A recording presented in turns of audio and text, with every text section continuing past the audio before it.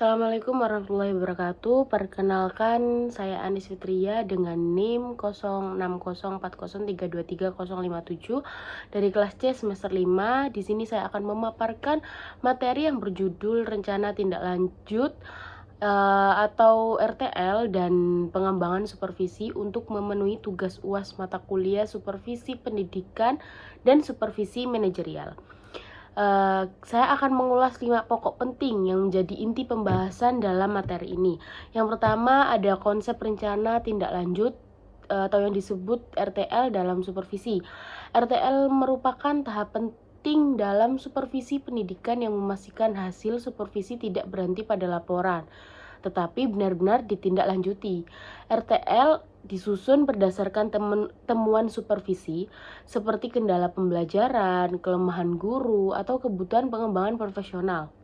Melalui RTL, sekolah dapat merancang langkah konkret berupa pembinaan, pendampingan, dan evaluasi untuk meningkatkan mutu proses belajar mengajar.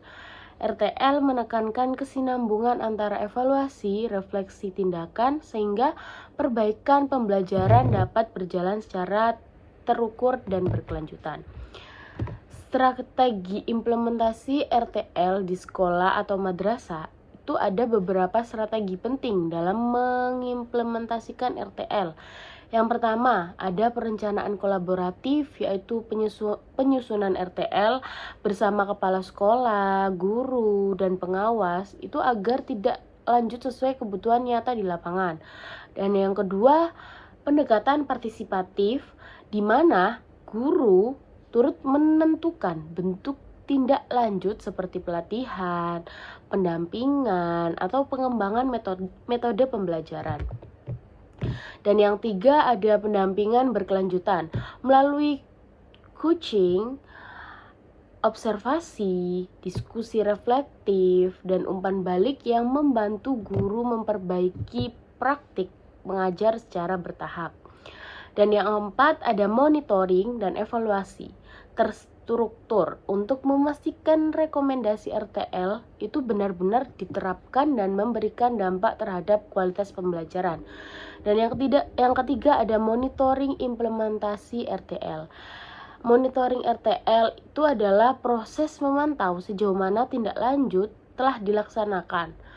Langkah-langkah dari monitoring itu meliputi yang pertama, menetapkan tujuan dan indikator keberhasilan, menyusun instrumen seperti lembar observasi atau jurnal guru, mengumpulkan data melalui observasi dan wawancara, menganalisis hasil dan memberikan umpan balik konstruktif. Yang selanjutnya itu melalui monitoring yang berkelanjutan. Sekolah dapat mengetahui apakah RTL sudah berjalan, efektif, atau masih memerlukan revisi. Monitoring itu menjadi bagian penting dalam menjaga kualitas supervisi agar benar-benar berdampak pada pembelajaran.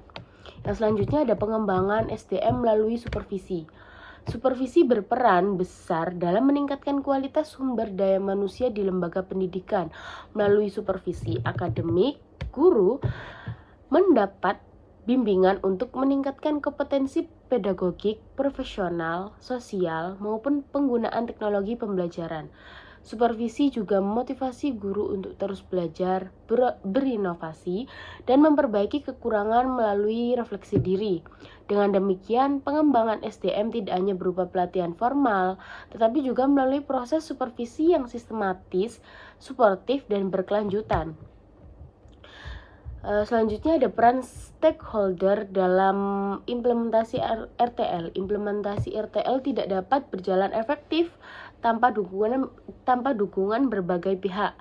Kepala sekolah berperan sebagai pengarah dan pembina, guru sebagai pelaksana tidak lanjut supervisi, pengawas berfungsi sebagai konsultan yang memikirkan bimbingan teknis, dan orang tua dan komite sekolah memberikan dukungan moral dan material.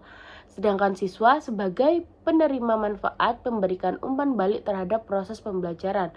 Sementara pemerintah dan masyarakat turut mendukung melalui kebijakan dan kemitraan pendidikan.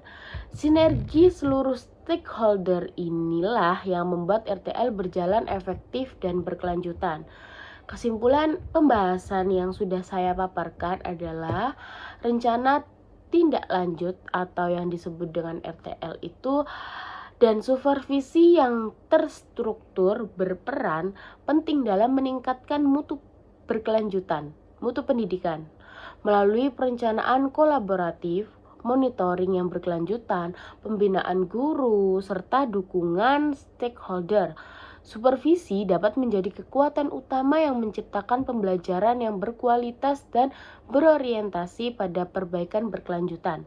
Sekian penyampaian materi dari saya. Selebihnya ada salah kata, mohon dimaafkan. Wassalamualaikum warahmatullahi wabarakatuh.